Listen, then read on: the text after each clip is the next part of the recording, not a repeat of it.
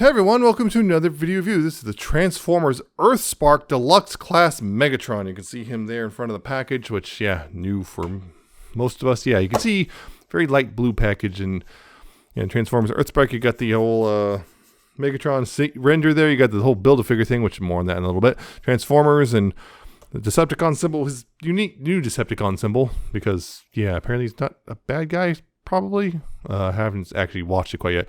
Whole plastic-free packaging and the line white artwork there with the kids and some of the Autobots and stuff back there. And you got Earthspark and Deluxe Class and Authentic up here. You got the same artwork and all that stuff, and you got the paper thingy.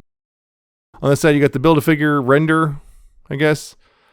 You can see that, and once you get that, you got more plastic-free packaging. On the bottom, you have the copyrights and all that stuff. And on the back, you have product shots and more copyrights and what's included in Transformers and all that stuff. And here's the other stuff in the line we're gonna get to. Build-A-Figure. You have to get 7 figures total to get him. So that's the thing. Also interesting about this, you got this whole weird curve thing going on. I also have instructions which are pretty straightforward because he's not exactly complicated. Definitely not Generations. Megatron. He is here, and he is silver, and he is red. He's kind of G1-esque in some ways, but very somewhat new in other ways. Yeah, you can see, looking up close, you get his head, which I'm not really a fan of this head sculpt, or this face sculpt anyway. He looks a little, I don't know what the word I'd will use it, but he looks a little freaked out for some reason. Maybe like something's hit a little hard, but you got the little Decepticon symbol thing there. You got the red and blue, kind of the faux cockpit there, picked out in the shiny metallic blue there. You got, grays and silvers and darker grays and all that stuff. You got little bits of red on the forearms. You got his kibble from his combined mode. You got his fusion cannon. On the back, you have some hollowness. That might upset a lot of people. But you got all that stuff. Also, mine likes to lean forward.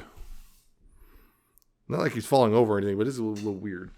But on top of that, he's got this, which is this is one piece of the Build-A-Figure. His right arm, or left arm, which is one of his left arms. One of them, because he got 2 apparently. So that's the thing that exists, and come back to that when we, I guess, get the full thing built. But I don't know, something about this I'm not really feeling this figure. Like, the look about it, particularly his head. I think his head just kind of, in particular, just ruins things for me. It's just something about it is weird. Also, on top of that, I'm not sure how you can see that, but mine's not fully seated properly. Posability does have a ball jointed head, so you got left and right and a little bit up and down, a little bit of wiggle. His shoulders do a full 360. Outward is weird. You get this much on the ball joint, then you have to kind of start doing that. And then, of course, he knocks himself in the head. You got a ball jointed elbow, which, he got his bend about 90 degrees, and that also acts as the swivel. These kind of don't actually get in the way as much as you think they would, kind of, unless you're trying to goose for a single thing. They also spin kind of freely. I wish there was kind of a soft locking point right there, so they sit solid rather than accidentally. Kind of like multiple times I've tried to pose the elbow and I accidentally move that instead. No waist, unfortunately. He's got these weird hip skirt things, which are on ball joints, so that's something. You can adjust how you want to display those, but you got no waist joint. His hips, though, you got forward that far. If you get this butt flap out of the way, you get backwards that far. You have outward that far. You do have a thigh swivel. Knees, because of how he transforms, you get a full bend, which is nice. Ankles, you do have a tilt. There's a dedicated hinge for the tilt there, and you have a toe joint that goes down. And there's your lot. On the disc, I guess you can move this. You can pop, take it off his forearm, and you can, I guess, place in his hand, although the side kibble gets a little bit in the way of that. You can do that if you want, but of course it's Megatron, so I prefer in the forearm like that.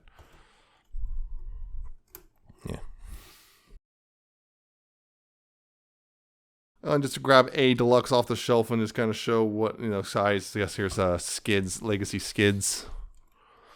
Give you an idea. Bit shorter. He's actually kind of, yeah, he does feel a bit small. There you go.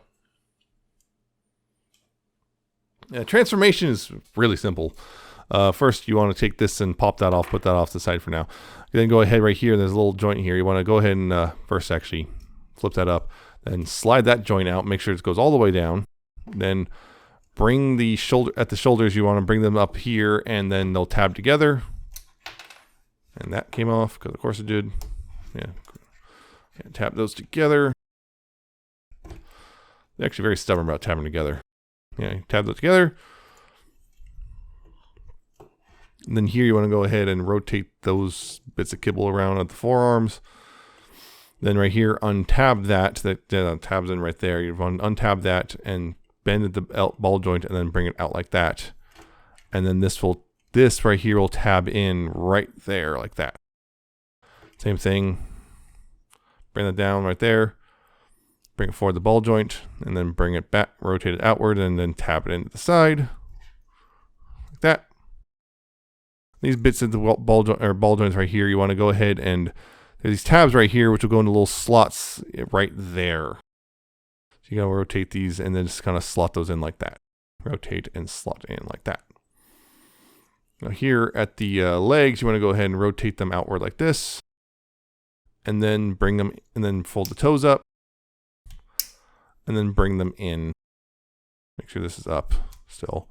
And bring them in and sensibly tab them together and then bring this over top. There's a little tab right here, which this will go over like that.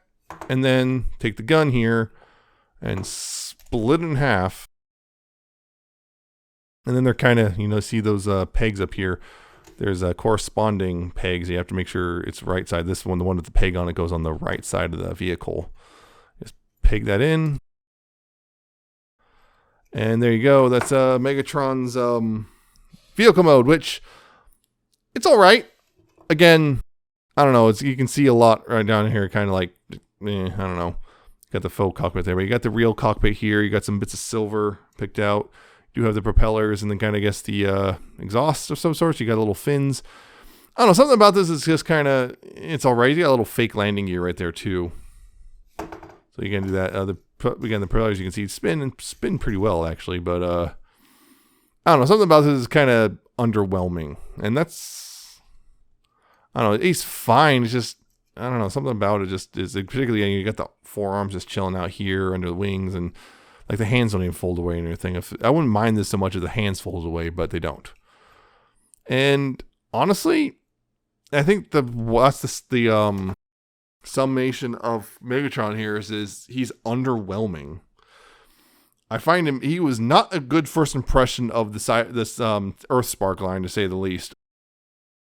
He just kind of feels like he's lacking, and it's hard to describe what the problem really is for me personally. It's just the ways some limited articulation in the robot mode, some really annoying kibble to deal with that just gets in the way, particularly the hip skirt things and the weird forearm things. And the vehicle mode is also kind of underwhelming. The transformation's fine. There's nothing really bad about it. It's fine. So it just feels very meh, you know? So it's hard to recommend, really. It's just meh. The only reason I would say to buy him, honestly, is if you are going for the Build-A-Figure, and that's really the only reason. I would actually genuinely say the only reason is if you are going and want the Build-A-Figure, that's literally the only reason to buy him. Otherwise, I would actually just go ahead and skip it entirely. This is not a particularly great figure. It's not a bad figure, but it's just very mediocre, and only, I think, the average adult collector isn't going to really, you know, be thrilled with it. So I guess that's it for this one. Skip it. Unless you're getting the Build-A-Figure. And that's the only reason. Hope you found it informative and entertaining. Hope you like, comment, subscribe. Check out my Twitter. I'm at Nemesis Prime 1. Check out my co-host, cohost.com/Nemesis-Prime. Check out my coffee and my Patreon. And I shall see you next time with another video review.